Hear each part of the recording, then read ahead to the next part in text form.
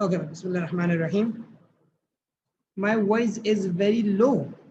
I think so, मेरा ख्याल से तो आवाज़ ठीक जा रही है। ऐसा है, आवाज़ बहुत कम आ रही है क्या आप लोगों को? No such.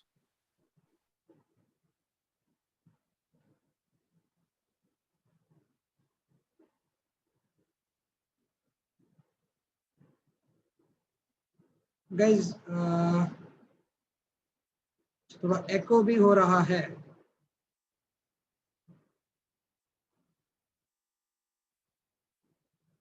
अच्छा, चले मैं लेता हूँ। वैसे तो मेरा ख्याल से तो सही लगा हुआ है।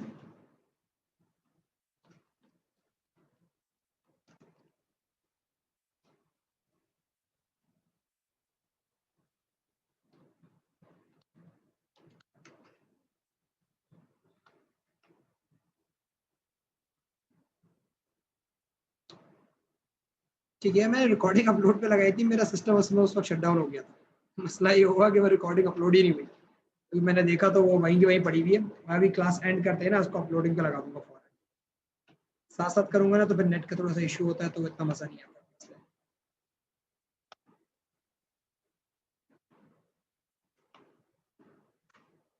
ऑलराइट, देखिए जनाब, to start with the idea of transfer of thermal energy, हमारे पास जिन चीज़ों के ऊपर एग्जामिनर असेसमेंट करता है, मैं जरा उसके ऊपर थोड़ा सा फोकस रखता हूँ आज के लेसन में। देखो, ट्रांसफर ऑफ थर्मल एनर्जी में ना हमारे पास तीन किस्म की एनर्जी ट्रांसफर्स आ जाती हैं। यहाँ अगर आपको याद हो, we have conduction, convection and we have radiation. तो if I start fighting up with the idea of conduction, I have one thing very brilliantly made for that. तो मैं उसके ऊपर से एक्सप्लेन करता हूँ। that will be much more helpful for me.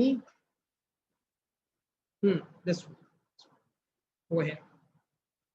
So I'll start off with this idea, see, regarding the concept of conduction. Okay, when you start with the idea of conduction, see, it's basically, मेरे बच्चे वो मैं and करवा दूंगा क्योंकि वो deformation बाकी रह गया ना। तो आई स्टार्ट विद थर्मल, यानी मैं थर्मल पे स्टार्ट करूँ क्योंकि वो क्वेश्चंस इसके अच्छे खासे आ जाते हैं। तो कंडक्शन के अंदर वी हैव दिस कॉन्सेप्ट कि भाई it's the energy transfer via collision. इसका बेसिक कॉन्सेप्ट ये होता है कि कोलिजन्स के थ्रू एक से अगली चीज जब टकरा रही होती है तो उसके थ्रू एनर्जी के ट्रांसफर को आप कंडक्शन का नाम दे रहे हो। अब मामला ये होता है क्योंकि आप थर्मल एनर्जी के ट्रांसफर की बात कर रहे हो, तो यहाँ पे आपके पास एनर्जी का transfer via collision between the molecules. Molecules के आपस में जो कोलिजन है उसके थ्रू होने वाले एनर्जी ट्रांसफर को आप कंडक्शन बोलते हो। अब यहाँ पे एक बात याद रखना मेरे बच्चों कि it's not just the molecules that carry heat from one point to another. हाँ, if it's a non metal तो फिर it's only the molecules that you have over there which carry energy from one location to another. But if you have a metal, in case of metal, conduction is via heat transfer via molecules plus the movement of free mobile electrons from one location to another. मतलब ये कि अगर एक metal के piece को आप heat करने का काम करते हो ना, your molecules will not be the only one which is going to gain heat energy. आपके जो free mobile electrons हैं, they'll also gain heat energy and they'll migrate directly from the hot end all the way to the cooler end. सही, वो hot end से cold end की तरफ migration करना शुरू करेंगे। इसको हम कह रहे हैं diffusion भी बोलते हैं, electron diffusion। अच्छा, when doing so, when the electrons actually move from hot end to the cold end, what they're going to do, they're going to collide with the atoms in the way. जो उनके रास्ते में पड़ेंगे, they collide with those atoms and upon those collisions these electrons will give up the energy to them. वो अपनी energy उनको देना शुरू करें।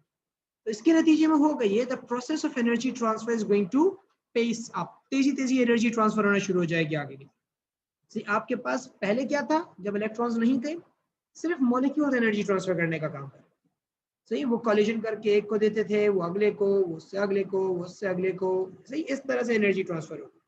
हालांकि इस वक्त आपके पास सिर्फ और सिर्फ मॉलिक्यूल्स नहीं है, इलेक्ट्रॉन्स में एनर्जी ट्रांसफर को सपोर्ट करने का काम करते हैं। इसीलिए हम कहते हैं कि metals are good conductors because they transfer heat at a faster pace. जब भी कभी मेटल का तस्करा आ जाए, याद रखिएगा ये दोनों बातें कहना जरूरी है। अक्सर हमारे जहन में कंफ्यूजन हो जाती है कि हम सिर्फ और सिर्फ जो है ना ये समझते हैं कि मेटल्स में इलेक्ट्रॉन्स ही हैं जो कंडक्शन करते हैं, इसके अलावा कोई कंडक्शन नहीं करता। ये गलत है। सही, हमेशा याद रखिएगा मेटल्स के अंदर एटम्स के अलावा इलेक्ट्रॉन्स कंडक्शन करने का काम करते हैं। एटम्स तो कर ही रहे होते हैं, उनके अलावा इलेक्ट्रॉन्स की इन्वॉल्वमेंट होती है कंडक्शन करने की, इसलिए both points are supposed to be written over. फिर अगर आप किसी भी चीज को हीट करने का काम करते हो मेरे बच्चे, और कंडक्शन का प्रोसेस आपके पास चल रहा होता है, तो लाजिम बात है जिस एंड को आप हीट करते हो वो एंड कंपैरेटिवली ज्यादा हीट अप हुआ होता है, सही, और जो दूसरा एंड होता है आपका वो कंपैरेटिवली कम हीट अप हुआ होता है। बिल्कुल, electrons do it comparatively very fast.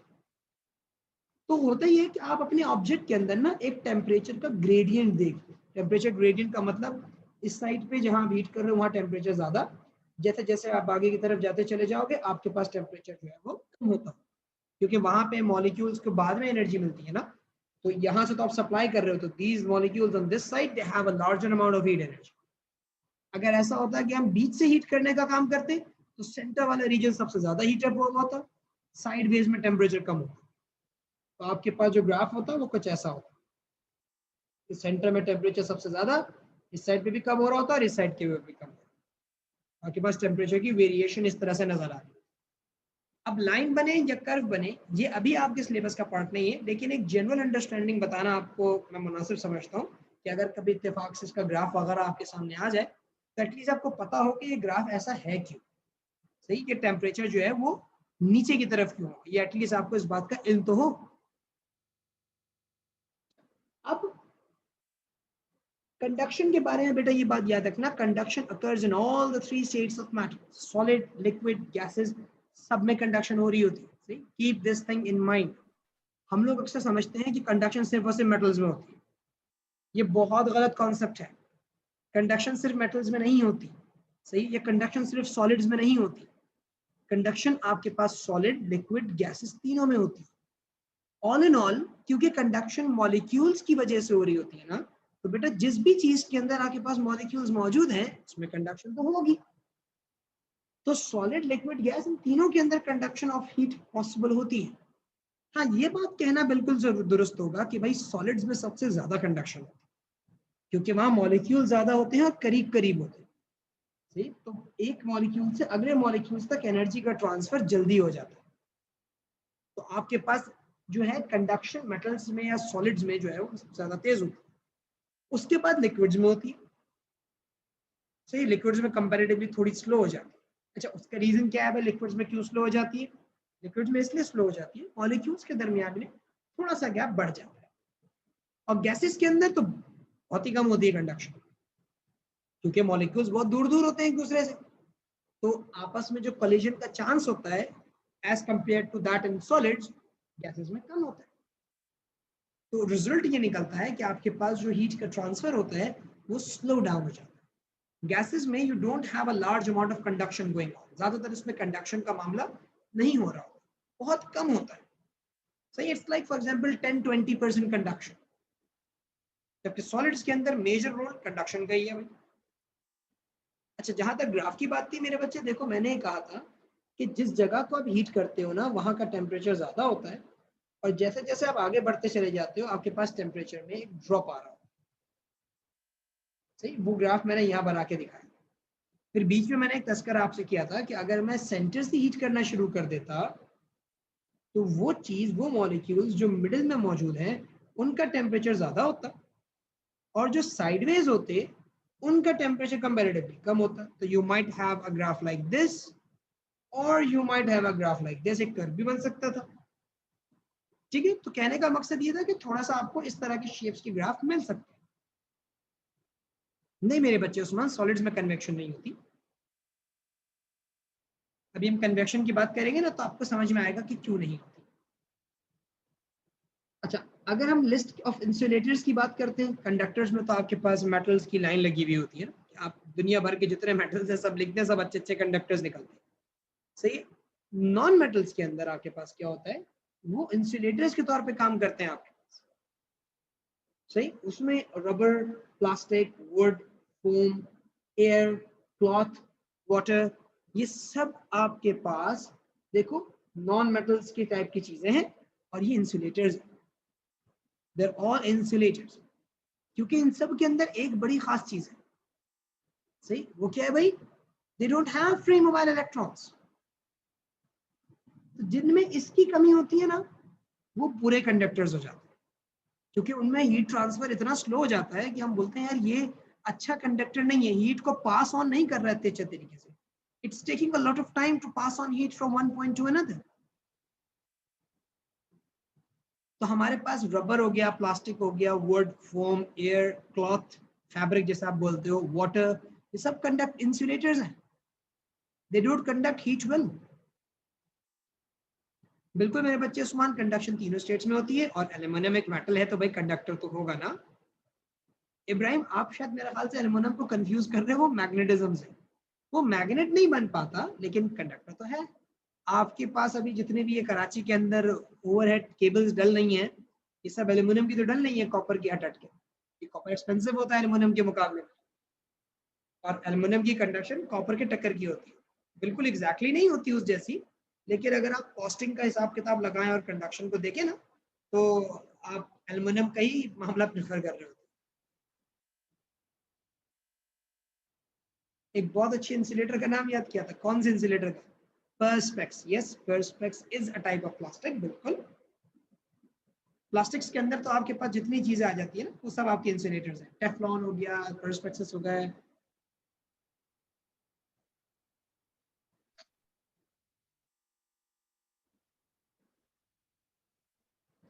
अच्छा, अब ये चीज एक एक्सपेरिमेंटल प्रोसीजर जिसमें आप ये चेक करते हो कि which of the metals that you have is a better conductor of heat। तो चेक करने का तरीका क्या किया था हमने यहाँ पे, कि हमने मेटल रॉड्स के साथ वैक्स के थ्रू एक मैच स्टिक अटैच कर दी। आप मैच स्टिक अटैच ना करते, आप कोई बीड अटैच कर देते, कोई छोटा सा प्लास्टिक का बीड वगैरह अटैच कर देते, तो that would do the work as well. आपने उन चारों रॉड्स को एक एंड से हीट किया, सही है, और ये चेक करना था आपने कि कौन सी रॉड ज्यादा अच्छा कंडक्टर है। तो ऑब्वियसली बात है, आप चारों को एक साथ हीट कर रहे हो अनबायस्ड तरीके से, तो जिस रॉड पे से मैच स्टिक पहले ड्रॉप होगी, या जो भी अगर आपने कोई बीड अटैच कर ली थी वो पहले ड्रॉप होगी, that one is gonna be a better conductor of heat. वो ज्यादा अच्छा कंडक्टर होता आपके पास हीट का, क्योंकि वैक्स उसमें जल्दी मेल्ट हो जाती, हीट उसके अंदर तेजी से ट्रेवल करते हुए पहुंच जाती, सबसे अच्छा कंडक्टर वही निकलता। तो ये चीज आपके पास एक्सपेरिमेंटली चेक की जाती है कि भाई which one is a better conductor. Usman, there is a slight difference between heat conduction और इलेक्ट्रिकल कंडक्शन। काफी हद तक सेम होता है, जो हीट का अच्छा कंडक्टर होता है वो इलेक्ट्रिसिटी का भी अच्छा कंडक्टर होता है, लेकिन कुछ मामलात में ना थोड़ा सा डिफरेंस आ जाता है उनकी फिजिकल प्रॉपर्टीज के लिहाज से। क्योंकि इलेक्ट्रिसिटी में तो ये समझ लो कि इलेक्ट्रॉन्स ही हैं बेचारे जो एनर्जी ट्रांसफर कर सकते हैं आगे, सही है, और आपके थर्मल के अंदर इलेक्ट्रॉन्स के साथ साथ एटम्स का भी रोल प्ले होता है ना, तो ये दोनों मिलकर आपके पास एनर्जी ट्रांसफर करने का काम कर रहे हैं। जी मेरे बच्चे, अरीब हमारा प्रेशर हो चुका है।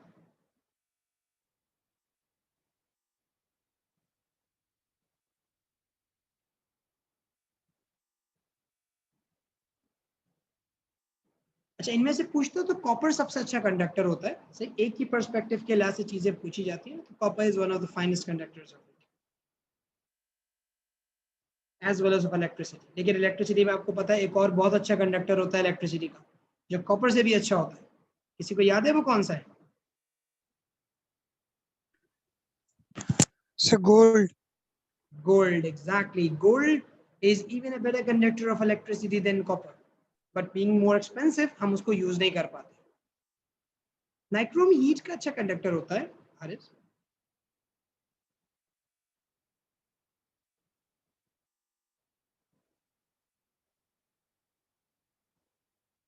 बिल्कुल उस्मान, मैं ये तो कह रहा हूँ कि आपकी हीट कंडक्शन इलेक्ट्रॉन्स की वजह से होती है ना, लेकिन बेटा ये याद रखना कि इलेक्ट्रॉन्स की मोबिलिटी बहुत मैटर करती है इस चीज के अंदर। आपके पास जब इलेक्ट्रॉन एक एंड से दूसरे एंड तक जाने की कोशिश कर रहे होते हैं ना, तो एटॉमिक साइज, एटॉमिक स्पेसिंग, ये बहुत सारी चीजें होती हैं जो डिसाइड करती हैं कि कौन सा चीज ज्यादा अच्छा कंडक्टर। सिर्फ क्वांटिटी ऑफ इलेक्ट्रॉन से इस बात का अंदाजा नहीं लगाया जाता। सर ये बात डिपेंड करती है कि हम एक मेटल रॉड को किस पोजीशन पे हीट करें। जैसे कि अगर हम एक रॉड को, ये इतना मैटर नहीं करती है आप किस पोजीशन से हीट कर रहे हो। हाँ, अगर आपने उसकी डायमेंशन सारी टेढ़ी बनाई हुई है तो फिर बात अलग है। लेकिन अगर यूनिफॉर्मिटी है तो that doesn't matter from where you are heating. Okay sir. सही है, तो हम इसी चीज में बात कर रहे थे कि भाई इलेक्ट्रॉन्स की क्वांटिटी ही सिर्फ एक फैक्टर नहीं होता जो कंडक्टर बताए। सही, इलेक्ट्रॉन्स की क्वांटिटी सिर्फ एक फैक्टर नहीं होता, आपके पास उसके एटम का साइज हो गया, एटम्स के दरमियान में जो स्पेसिंग्स हो गई, ये तमाम चीजें मैटर करती हैं कि इलेक्ट्रॉन्स की मोबिलिटी आसान है या मुश्किल, और मिल के डिसाइड करते हैं कि भाई ज्यादा अच्छा कंडक्टर कौन सा है। वरना तो वही बात आती है ना भाई, एल्यूमिनियम के पास तो बहुत सारे इलेक्ट्रॉन है, +3 का है, कॉपर तो +1 या +2 बनाता है, फिर भी कॉपर अच्छा conductor. It's not just one factor that decides. मेरे बच्चे, water is not best conductor of electricity. असल में इट्स डिस्टिल्ड वाटर के अंदर थोड़े से मसले मसाइल आ जाते हैं, ठीक है, तो उसको थोड़ा सा जहन में रखो। The minerals that are present in water and the H positive OH negative ions जो ब्रेक हो जाते हैं, सही है, वो आपको सपोर्ट करते हैं कंडक्शन के लिए।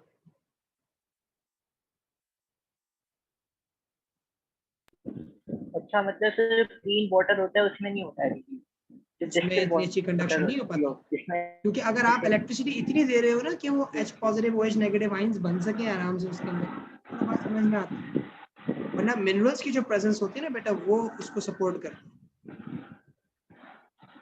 अच्छा, मतलब हमारी जो बारिश में जो करंट लगता है वो इसलिए लगता है कि वो प्योर वाटर नहीं होता। Pure water in the pure water sense में थोड़ी होता है, स्टूडेंट उसमें तो बिल्कुल पता नहीं कितने कितने इस मिनरल्स वजह भरे से हुए होते हैं। Salt water is yes a very efficient thing for इस कंडक्शन। वजह से कंडक्शन होती है।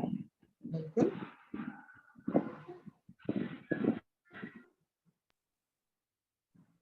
तो sir distilled water electricity conduct करेगा और जो जो नॉन डिस्टिल्ड होगा वो नहीं करेगा क्या? देखो, डिस्टिल्ड वाटर और नॉन डिस्टिल्ड वाटर दोनों कंडक्शन कर पाते हैं, सही, लेकिन अगर आप दोनों के अंदर कंपैरिजन करो ना, तो जो नॉन डिस्टिल्ड वाटर होगा, जैसे सॉल्ट सॉल्यूशन हो गया, सही, उसकी कंडक्शन आपको ज्यादा अच्छी मिलेगी, क्योंकि उसमें आयंस फ्री अवेलेबल है ना, जो मूव करवा सकते हो उसको बहुत आसानी से।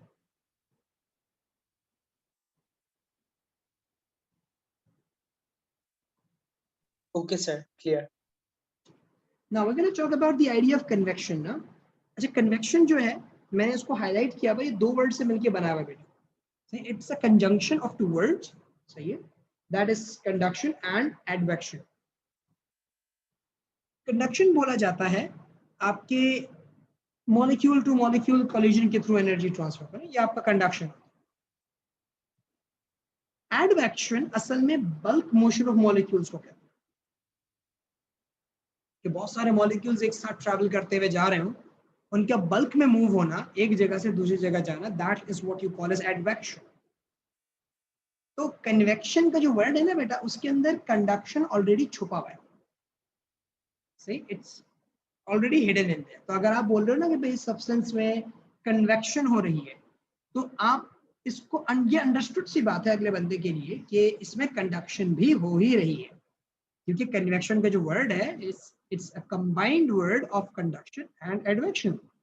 हाँ, एडवेक्शन का इफेक्ट ज्यादा होता है, इसलिए उसका वर्ड का पोर्शन भी ज्यादा आया हुआ है इसके अंदर। It's like 70% advection and 30% conduction. इसीलिए हम कहते हैं convection happens in liquids and gases, क्योंकि कन्वेक्शन में the molecules need to move from one point to another. In order for the molecules to move, you must have the molecules available to move ना, they must be free, जैसे liquids और gases में होते हैं। Solid में तो ऐसा नहीं होता, solids के अंदर तो molecules are bound at the specific spaces, they can only vibrate, इसलिए solid में conduction नहीं हो पाती, convection नहीं हो पाती, liquids और gases दोनों में convection हो जाती है आपकी। Yes Nabiha, you would, because the voltage is high enough कि आपको उसका नुकसान हो। बोलो उस्मान, क्या कह रहे हो?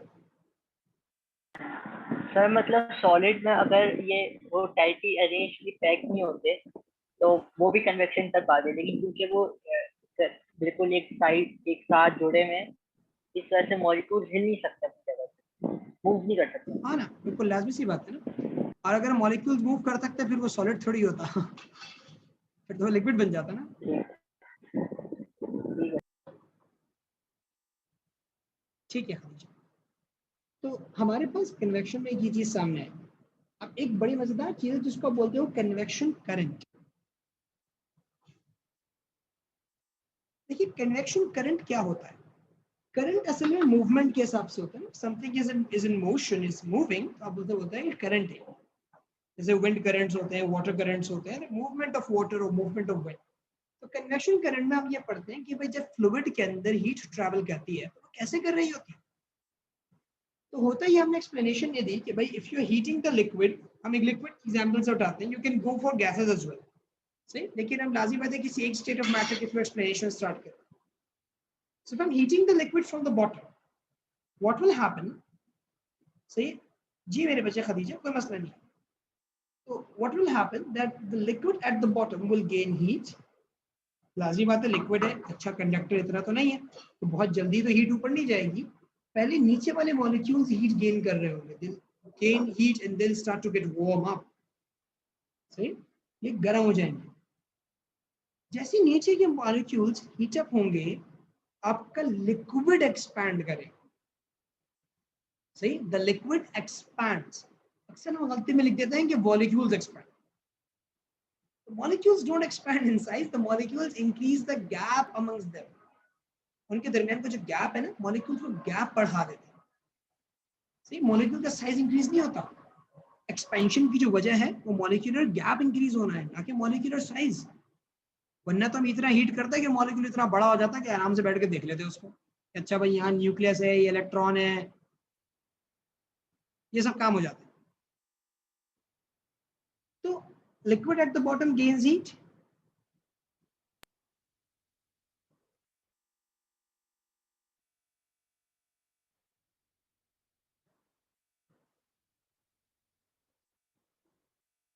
ठीक है, liquid at the bottom gains heat. उसके बाद it expands, liquid expand करता है। Then what happens, it becomes less dense, liquid की density गिर जाती है।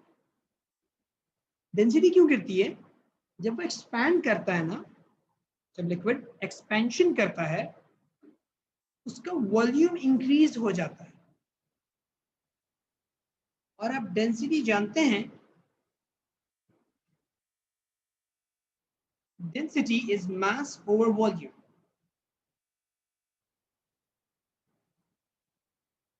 Density is mass over volume. तो होता है कि जब लिक्विड एक्सपैंड होता है ना, तो एक्सपैंड होने की वजह से उसको वॉल्यूम बढ़ता है, उसके नतीजे में उसकी डेंसिटी गिर जाती है, वो हल्का हो जाता है, it becomes light.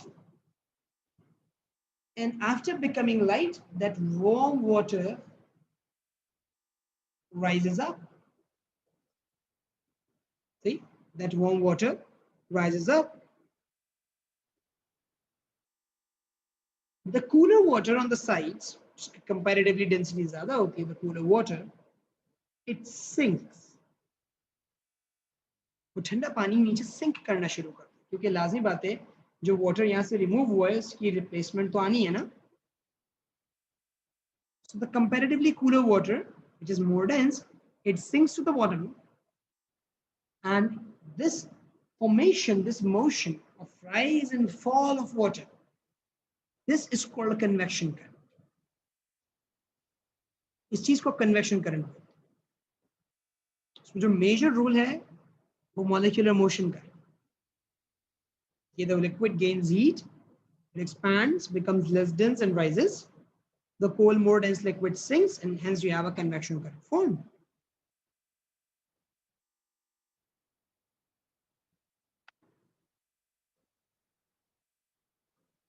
Now, in order to have this convection current form, what's necessary that you heat the liquid at the bottom and you cool at the top. या तो बॉटम पे हीट करो या टॉप पे cool करो।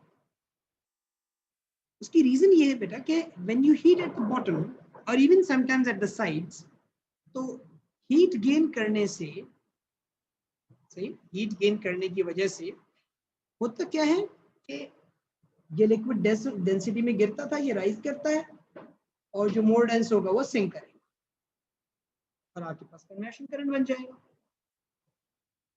Side से भी heat करोगे तो ये होगा, लेस डेंस होकर राइज करेगा, मोर डेंस होकर सिंक करेगा, तो वो कन्वेक्शन करंट बन जाएगा। लेकिन if you heating eight the top, ऊपर वाला वाटर हीट अप होकर लेस डेंस हो जाएगा, ऑलरेडी हल्का था, वो कहाँ जाएगा, वो ऊपर ही रह जाता है, सही ना। तो वो आपके पास कन्वेक्शन करंट बना नहीं पाता। सो सर अगर हम ऊपर से हीट करेंगे तो वो वाटर इवेपोरेट कर जाएगा। बिल्कुल,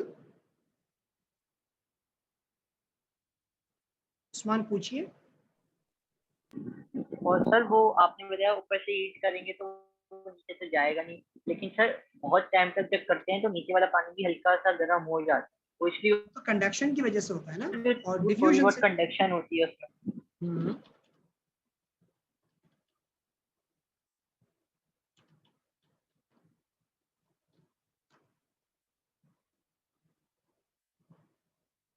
अच्छा, इसी तरह अगर आप कूल कर रहे हैं टॉप के ऊपर, तो भाई ऊपर वाला वाटर जो है वो आपके पास मोर डेंस हो जाएगा, भारी हो जाएगा, कूल होने की वजह से मॉलिक्यूल्स करीब करीब आएंगे, सिंक करेगा।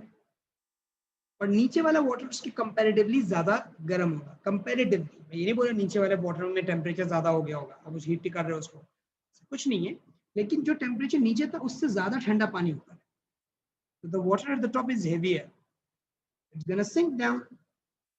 और जो वार्मर वाटर होगा वो कंपैरेटिवली राइज करेगा, तो इससे भी कन्वेक्शन करंट बन रहा है। लेकिन if you cooling eight the bottom, अब नीचे का पानी ऑलरेडी ठंडा हो गया, नीचे का पानी ऑलरेडी ठंडा हो गया, वो वैसे ही नीचे था, कूल होके और भारी हो गया, वो नीचे ही रहेगा, इससे भी कन्वेक्शन करंट नहीं बनेगा आपके पास। इन चीजों को देखते हुए डिसाइड करते हैं। सफान, कंडक्शन जो होती है ना, वो मॉलिक्यूल्स की मूवमेंट के दौरान, जब मॉलिक्यूल्स एक दूसरे से टकरा रहे होते हैं ना, उसी दौरान हो जाता है। हम उसको कन्वेक्शन करंट के अंदर स्पेसिफाई इसलिए नहीं करते क्योंकि हम कन्वेक्शन करंट में मॉलिक्यूलर मूवमेंट समझा रहे होते हैं, क्योंकि करंट है ना लिखा हुआ आगे, कन्वेक्शन करंट, हम मॉलिक्यूलर मूवमेंट समझा रहे होते हैं कि मूव कैसे करेंगे मॉलिक्यूल, इसलिए हम इस बात के अंदर मॉलिक्यूलर कोलिजन का या कंडक्शन का तस्करा नहीं करते।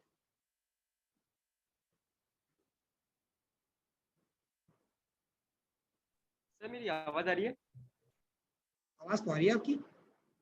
जी सर, मुझे एक चीज पूछनी थी कि सर ये जो जब मॉलिक्यूल एक जगह से दूसरी जगह मूव करते हैं तो उससे एनर्जी ट्रांसफर किस तरह होता है? एनर्जी जब कोलाइड करेंगे जब भी क्या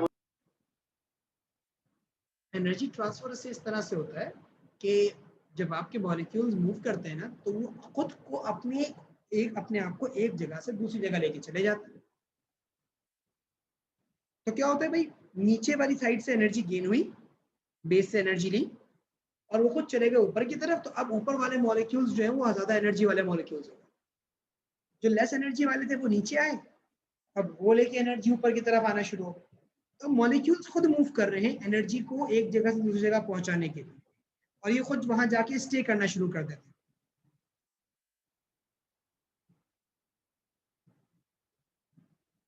सही सही सही समझ गया।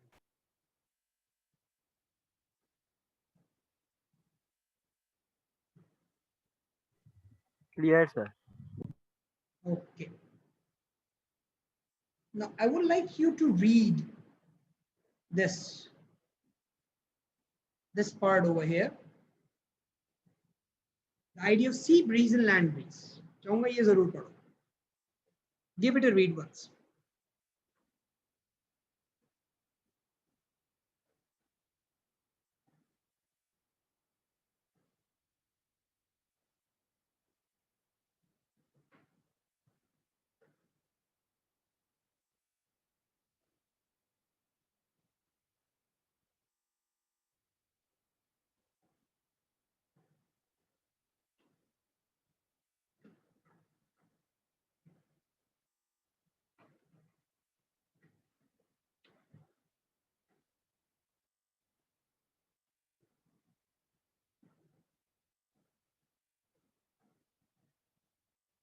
इसमें ये समझाया गया बेटा कि सी ब्रीज और लैंड ब्रीज एस्टैब्लिश कैसे होते हैं, कि एयर की विंड की जो डायरेक्शन होती है वो डिफरेंट क्यों होती है। तो यहाँ पे मामला ये होते हैं कि जब आपके पास लैंड हीटअप होती है ना, दिन में धूप पड़ती है, जमीन पे भी पड़ती है, पानी पे भी पड़ती है।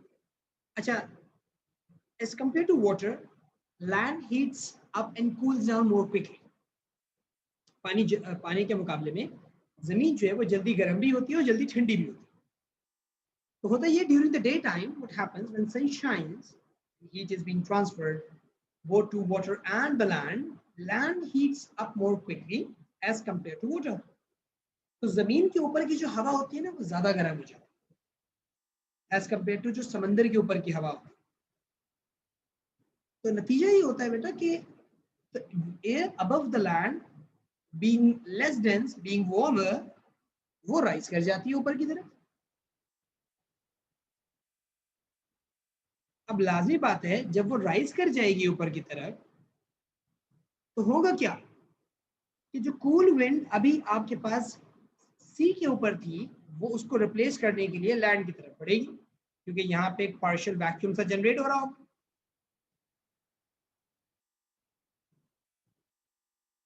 यहाँ पे एयर यहाँ से मूव कर गई है, तो इसकी वजह से आपको समंदर से जमीन की तरफ हवा आती हुई फील होती है। अब what happens at the night time? The reverse starts to happen. Why is it? क्योंकि अभी मैंने आपको बताया था, the land which heats up more quickly cools down more quickly as well. तो ठंडी भी जल्दी होती है, और वाटर जो आपका है यहाँ पे उसको कूल डाउन होने में टाइम लगता है। तो पॉइंट कम्स कि the land becomes less, यानी land becomes cooler, ठीक है, और वाटर अभी भी आपका वार्म होता है, तो इसके ऊपर की जो हवा होती है वो अभी भी राइज कर रही होती है। अब लाजमी बात है, जब इसके ऊपर की हवा राइज करेगी तो यहाँ पे एक पार्शियल वैक्यूम क्रिएट होगा, और अब इस पार्शियल वैक्यूम को फिल करने के लिए जो इस लैंड के ऊपर की एयर थी जो हैवी हो गई थी, अब वो इसकी तरफ मूव करेगी और इसको फिलअप करेगी। इस बार विंड जो है वो ऑपोजिट डायरेक्शन में फील हो रही है। तो इस चीज की वजह से आपके पास एक कन्वेक्शन करंट इस तरह का यहाँ पे एस्टैब्लिश हो जाए।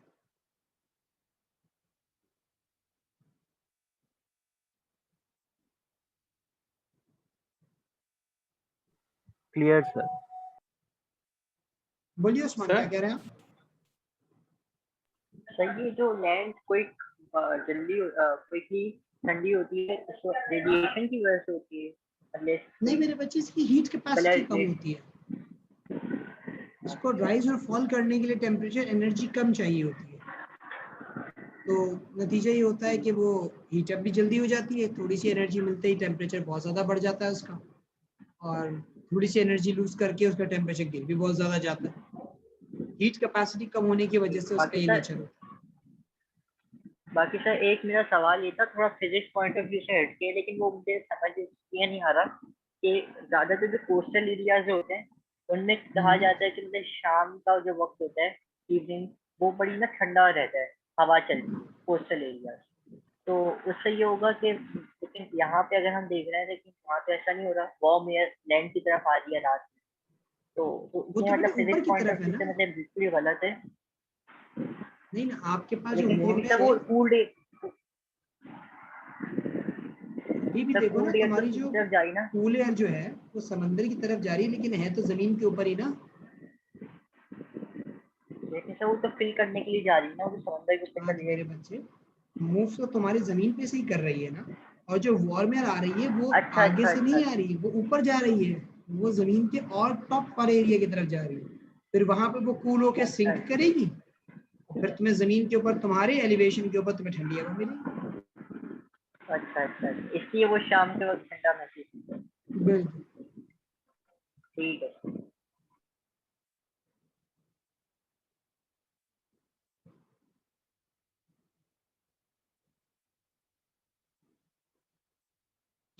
अब हम बात करते हैं रेडिएशन के ऊपर। अच्छा, रेडिएशन में क्या होता है सिलसिला कि हमने अब तक जो बातें की उसमें मॉलिक्यूल्स इन्वॉल्व थे, या तो मॉलिक्यूल्स कोलाइड करके एनर्जी ट्रांसफर कर रहे थे, या फिर मॉलिक्यूल्स मूव करके, ट्रांसलेट करके एनर्जी ट्रांसफर कर रहे थे। अब जो हमारे पास है वो रेडिएशन का प्रोसेस है। रेडिएशन में मॉलिक्यूल्स की इन्वॉल्वमेंट नहीं होती, बल्कि मॉलिक्यूल्स के बगैर भी एनर्जी ट्रांसफर हो जाती है। सही, और वो होती है via infrared radiation. Radiations do not need any material medium to travel. They can basically travel in vacuum. It's a mode of heat transfer via infrared radiations, right, which is a part of an electromagnetic spectrum.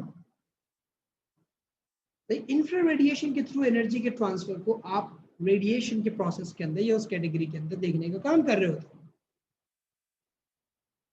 तो हो ये रहा होता है कि भाई हम भले स्पेस में हो या अर्थ पे हो, इस प्रोसेस के थ्रू एनर्जी का ट्रांसफर होगा ही होगा.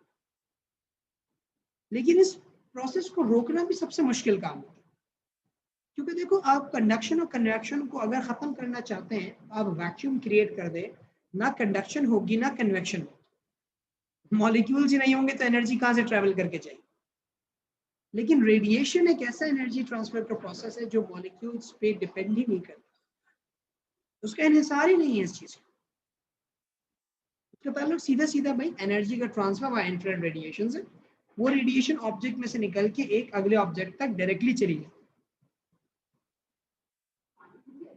तो हमारे पास कुछ चलो के फैक्टर्स हैं जो इस रेडिएशन के प्रोसेस को, इस रेडिएशन के ट्रांसफर ऑफ हीट एनर्जी के ऊपर असरअंदाज होते हैं. उन फैक्टर्स को चेंज करके इस रेडिएशन के थ्रू होने वाले हीट ट्रांसफर को कंट्रोल कर सकते हैं. मैं ये नहीं बोलूंगा खत्म कर सकते हैं, it's not possible, but we can do control them. One of them, the first one is the surface temperature. Temperature, सबसे पहली चीज टेम्परेचर. कोई भी ऑब्जेक्ट हो उसका टेम्परेचर अगर 0 केल्विन से ऊपर है, सही, 0 kelvin that is the absolute zero. अगर आप उससे ऊपर के टेम्परेचर की तरफ जाते हो तो बात ये होती है कि temperature is higher than 0 kelvin, आपके पास प्रोसेस जो है रेडिएशन का वो हमेशा एग्जिस्ट करता है. It's always there. और जितना टेम्परेचर बढ़ता जाएगा रेडिएशन के थ्रू होने वाला हीट ट्रांसफर इंक्रीज होता चला जाएगा. जितना हाई टेम्परेचर होगा उतना फास्ट रेडिएशन के थ्रू होने वाला हीट ट्रांसफर होगा. सो मच सो टेम्परेचर की पावर 4 से उसका रिलेशन होता है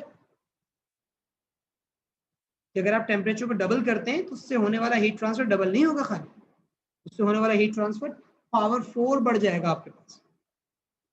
दैट इज 16 फोल्ड्स, 16 गुना इंक्रीज हो जाएगा हीट ट्रांसफर. तो सबसे पहली चीज आपके पास इस बात का अंदाजा होना चाहिए कि भाई जितना आप टेम्परेचर बढ़ाएंगे रेडिएशन के थ्रू होने वाला हीट ट्रांसफर उतना ज्यादा हो जाएगा. 0 केल्विन से पहले इसलिए नहीं हो सकती क्योंकि 0 केल्विन से कम किसी का टेम्परेचर ही नहीं हो सकता ना. 0 केल्विन तो मतलब है कि खत्म, एनर्जी नहीं है मॉलिक्यूल.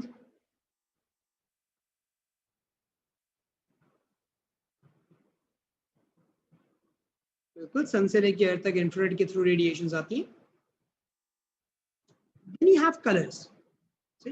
कलर के थ्रू भी हीट रेडिएशन का जो प्रोसेस होता है वो अफेक्ट होता है कि dark colours are good radiators of infrared radiation and they good absorbers as well. मतलब अच्छे इमिटर्स भी हैं और अच्छे एब्जॉर्बर्स भी हैं. डार्क कलर की चीज जल्दी हीट अप भी होगी, डार्क कलर की चीज जो है जल्दी कूल डाउन भी होगी. नहीं मेरे बच्चे, फातिमा 0 केल्विन पे भी टेम्परेचर पे आपका रेडिएशन प्रोसेस नहीं होता क्योंकि एनर्जी नहीं है ना मॉलिक्यूल्स. एनर्जी होगी तो गिव अप करेगा. 0 केल्विन पे एनर्जी नहीं है, और एनर्जी क्या है उस वक्त तो मॉलिक्यूल्स भी नहीं हो पाते अक्सर, तो प्रॉब्लम ये आ जाती है. तो वहां तो कुछ भी नहीं हो पाता, कुछ नहीं होता बेटा. 0 केल्विन पे मॉलिक्यूल की एग्जिस्टेंस से क्वेश्चन मार्क बन जाता है. उस टेम्परेचर तक हम पहुंच ही नहीं सके और हम उसके करीब गए तो मॉलिक्यूल्स ऐसे हो गए थे जैसे पता नहीं क्लाउड से. Radiations do not require molecule, अभी तो हमने बोला है. लेकिन मेरे बच्चे एनर्जी तो मॉलिक्यूल के अंदर ही होती है ना, वही तो गिव अप करेगा. जब तक मॉलिक्यूल में एनर्जी नहीं होगी उस वक्त तक आपके पास गिव अप करने का मामला कहाँ से आएगा. आपने मॉलिक्यूल्स की सारी एनर्जी निकाल के खत्म कर दी, यहाँ तक कि शायद मॉलिक्यूल भी खत्म हो गया उसमें, तो अब एनर्जी कौन देगा. तो हमारे पास अगर आप कलर की बात करते हो तो कलर्स में dark colours are good absorbers and dark colours are also good emitters of infrared radiation. तो अगर आप किसी डार्क कलर की सब्सटेंस को हीट करने का काम करते हैं उसका टेम्परेचर जल्दी बढ़ेगा as compare to the light coloured substance. अगर आप कूल डाउन करने का काम करते हो तो उसका टेम्परेचर कम भी तेजी से होगा. Dark coloured object will cool down faster, light coloured object थोड़ा देर से कूल डाउन होने का काम करेगा, पहुंचेगा उसी टेम्परेचर पे जो कि रूम टेम्परेचर होता है। अच्छा, ये 0 पे नहीं चला जाता, अक्सर हम बेदहानी के अंदर क्या करते हैं, इसको कम करते करते 0 पे लाके टच करा देते, doesn't go down to 0, so it ends up at room temperature.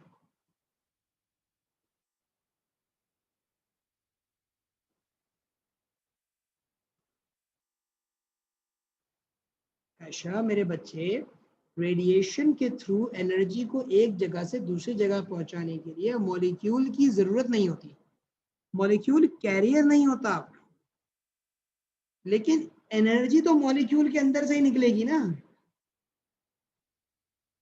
आपके ट्रांसफर करने के लिए आपको मॉलिक्यूल की जरूरत नहीं है, लेकिन सब्सटेंस जो होता है वो तो मॉलिक्यूल से ही बना हुआ होता है ना। तो जब तक आपके सब्सटेंस में मॉलिक्यूल के पास एनर्जी नहीं है, वो गिव अप क्या कर रहा होगा, सही है ना।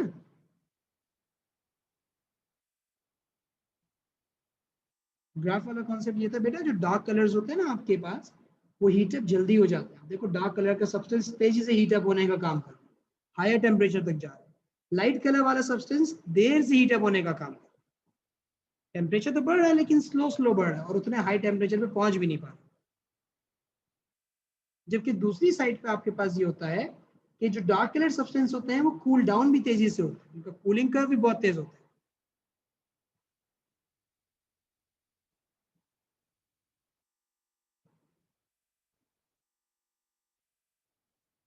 लेकिन ये याद रखना, वो कूल डाउन होके जिस टेम्परेचर पे पहुंचते हैं वो टेम्परेचर आपका रूम टेम्परेचर कहलाता है। तो कहीं से पहले से रेडिएशन आ रही थी तो वो ऑब्जेक्ट थोड़ी 0 केल्विन पे होगा, ऑब्जेक्ट का तो अपना कुछ ना कुछ टेम्परेचर होगा ना।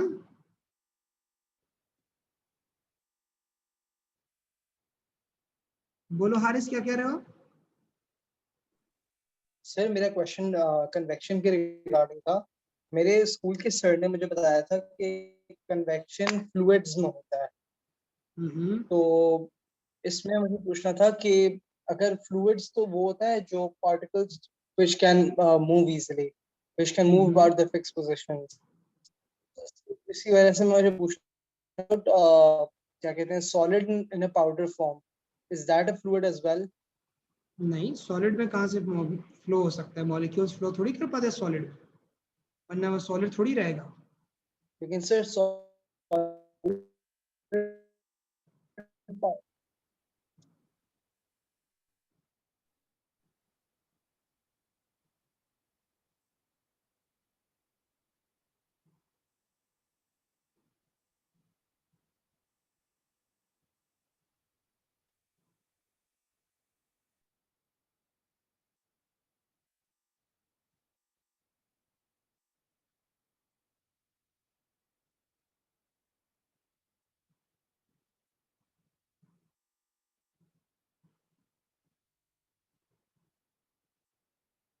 चलो आगे बढ़ते हैं फिर।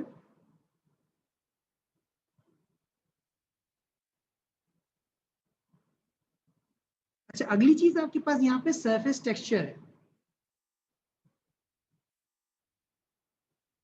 सरफेस टेक्सचर ये है कि भाई शाइनी सरफेस है, डल सरफेस है। शाइनी सरफेस या पॉलिश सरफेस जो होती है ना, उस पे रिफ्लेक्शन बहुत अच्छी होती है। तो जो सन रेडिएशंस आ रही होती है, हीट की रेडिएशंस आ रही होती हैं, दे बेविंग लाइक वेव्स, दे बेविंग लाइक लाइट रेज। तो होता है on shiny surface reflection is pretty good. तो हीट बॉडी के अंदर ट्रांसफर नहीं हो पाती, बल्कि सरफेस से रिफ्लेक्ट होकर चली जाती। लेकिन अगर आपके पास कोई डल सरफेस है तो रिफ्लेक्शन उसमें से भी होती है, लेकिन कम होती है।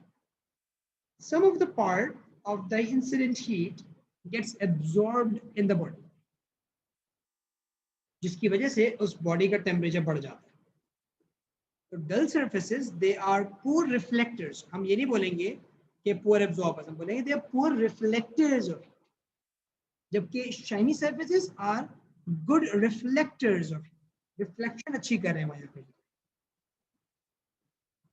इसी तरह से सरफेस एरिया होता है, जितना ज्यादा सरफेस एरिया होगा उतना फास्ट आपके पास रेडिएशन के थ्रू हीट ट्रांसफर होगा। मतलब बड़े सरफेस एरिया से एनर्जी बहुत तेजी से निकलती है, एनर्जी लूज करने का प्रोसेस बहुत फास्ट होता है उसमें, वो चीज जल्दी ठंडी हो जाती है। और जो आपके पास छोटे सरफेस एरिया के ऑब्जेक्ट्स होते हैं उनके पास क्योंकि सरफेस के मॉलिक्यूल्स कम है तो एनर्जी निकलने का काम कम होता है, क्योंकि यहाँ पे एनर्जी निकलने का काम जो है वो फास्ट होता है। तो जितना ग्रेटर सरफेस एरिया होगा रेडिएशन के थ्रू होने वाला हीट ट्रांसफर उतना ज्यादा आपके पास इंक्रीज हो जाता है। तो ये कुछ फैक्टर्स हैं जो आपके पास रेडिएशन के थ्रू होने वाले हीट ट्रांसफर पे अफेक्ट कर रहे हैं।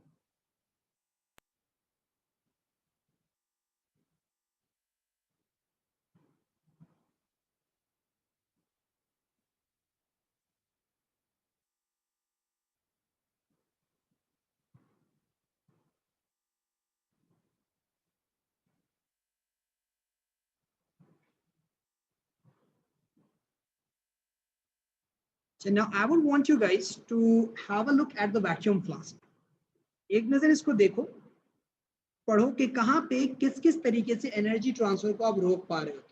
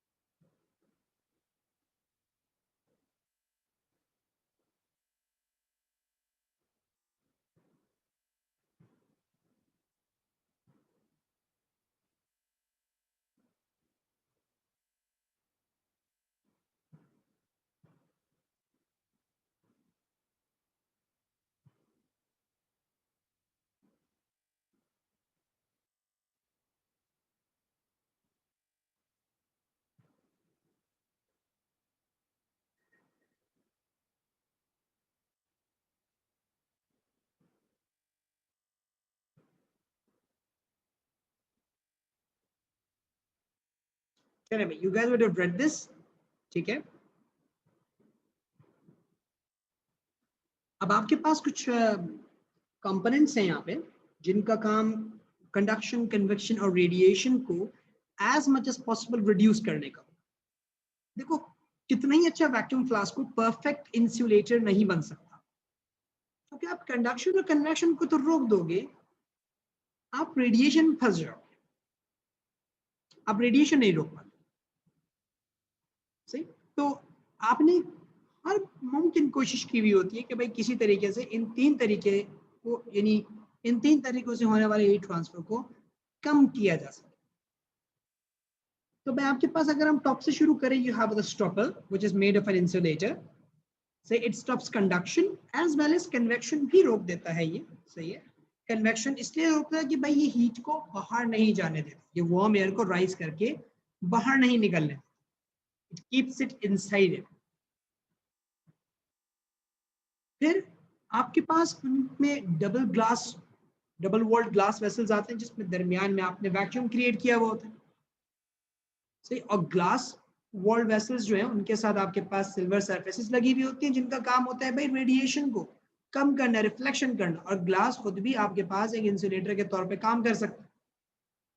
मेजर पर्पस इसका ये होता है कि आपके पास जो है वो आपका जो शाइनी सरफेस इसके ऊपर लगाई जाती है ना, उससे रेडिएशन के थ्रू होने वाले हीट ट्रांसफर को रिड्यूस किया जाए। अच्छा, केसिंग जो होती है आपके पास बाहर की, वो प्लास्टिक की अक्सर प्रेफर की जाती है। अगर प्लास्टिक की ना हो तो बीच में आपके पास अगर मेटल की केसिंग आपने देखा ना, बुलेट शेप सिल्वर कलर की बॉटल्स आती थी, तो उनके अंदर ना आपके पास थर्मोकोल होता है।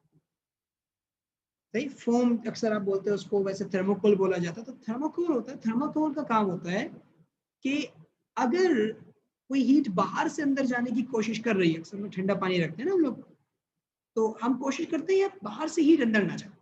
तो thermocol is a very good insulator, heat को अंदर ज्यादा पास ऑन नहीं होने देता। तो थर्मोकोल जो है ना वो हीट ट्रांसफर को रोक देता है और आपको मेटल का आउटर बॉडी मिलती है जो शाइनी भी होती है, एस्थेटिकली भी अपीलिंग होती है और हीट को रिफ्लेक्ट करने का भी काम कर रही होती है।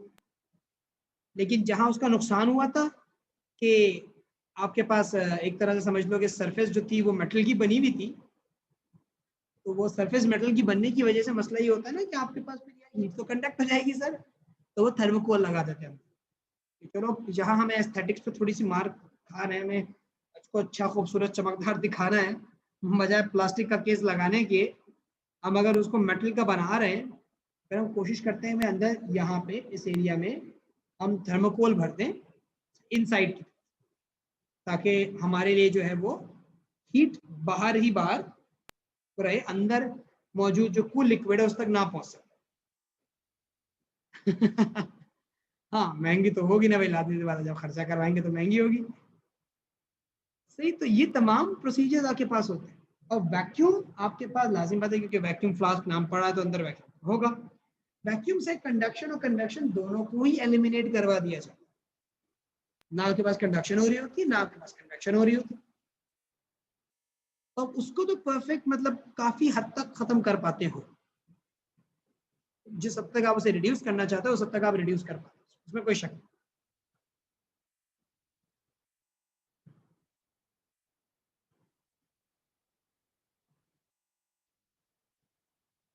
सिल्वर सरफेसेस पूरी तरह से नहीं, देखो इंफ्रारेड को आप रिड्यूस कर सकते हो ना, एलिमिनेट नहीं कर सकते। मैं ये बात तो समझा रहा था, आप इंफ्रारेड को रिड्यूस जरूर कर सकते हो, आप इंफ्रारेड को एलिमिनेट नहीं कर सकते। हाँ मेरे बच्चे, I have stopped the sharing, दोबारा शेयर कर रहा हूँ उसको।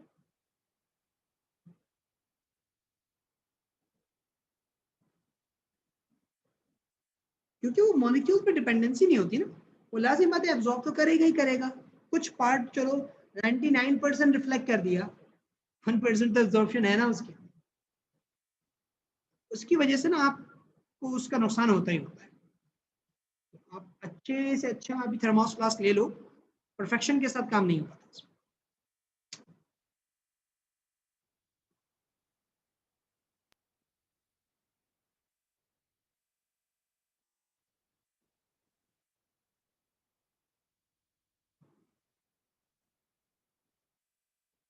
ठीक है भाई, तो अब कल की क्लास में मैं इसके पास्ट पेपर्स करवाते ही आपको थर्मल प्रॉपर्टीज ऑफ मैटर जो है वो यूज करूंगा। तो थर्मल प्रॉपर्टीज ऑफ मैटर के जो है ना वो आपको भी क्वेश्चन मैं करवा दिया करूँगा। अच्छा, जहाँ तक ये फेल्ट पैड्स बेटा, ये तो आपके जो फ्लास्क के अंदर उसको मेंटेन करके रखने के लिए ना, आउटर बॉडी के साथ मेंटेन करके रखने के लिए बनाएंगे ना, वो तो हिलता जुलता रहेगा अंदर। ठीक है मेरे बच्चों, तो आज के लेसन हम यहीं तक रखते हैं। जिनके क्वेश्चंस हैं वो रुक जाएं, जिनके क्वेश्चंस नहीं है इंशाल्लाह आप लोगों से कल मुलाकात होगी। टेक केयर, अल्लाह हाफिज़, अल्लाह हाफिज़ बच्चों।